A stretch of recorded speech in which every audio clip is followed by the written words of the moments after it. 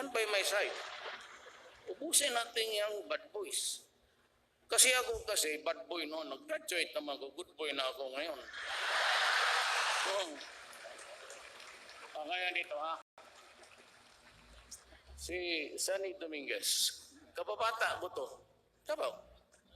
Since kindergarten. Valedictorian yan. Valedictorian.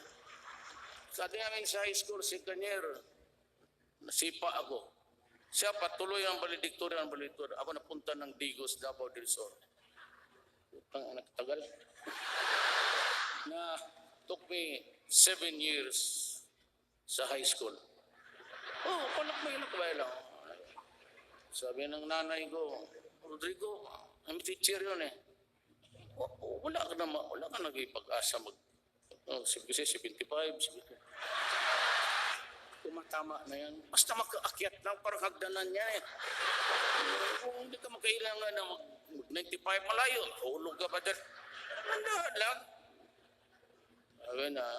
So my mother never really, what's sad is that hindi niya ako naabutan sana maging presidente. Tatay ko talagang tagal na namatay.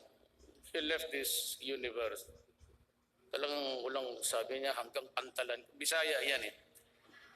That's a cliche or an idiom in Bisayan. Pag sinabi hanggang pantalan ka lang, ibig sabihin yung kargador ka lang. Tatay ko, ikaw? Hindi kami no, when he died, hindi ko siya magandang relasyon. Hindi siya believe sa akin. Ikaw, pantalan ka lang. Si kargador, gusto mo? Sabi ko, basta bayaran lang ako, sige karga ko. Okay naman yan. 75. You know ba?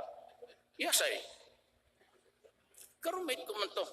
Karumate kami sa law school. UP siya, pati pa San Pedro. Bright. Duresa. Doon ako napunta sa high school na nandoon si Duresa. Naabutan ko siya. Nauna pa siya graduate sa akin. Anak niya. High school. Ano ba to? Totoo. Duresa sa valedictorian pag-graduate. Puro yan sila valedictorian. Ang Defense Secretary, John Lorenzana. Alam mo, hindi ko alam yan. Pastor Kibuloy is from doon pinanganak, Cotabato City. Si Delvin assigned on sa, he brought in the second, 1 battalion of the Scout Rangers noon. Davao, magulo. At siya, tapos nakilala kami because I was mayor. Kaya siya, nung naghanap, baka pa ako, valedictorian. Alam mo sinasabi sa akin? Pastor Kibuloy. Yan ang valedictorian na sa PMA ito. Huwag puro valedictorian, Kyle, good lawyer, si John Esperon. He is my advisor sa national security. So, tignan mo ang buhay. Tignan mo ang buhay. Trabahante ko lahat.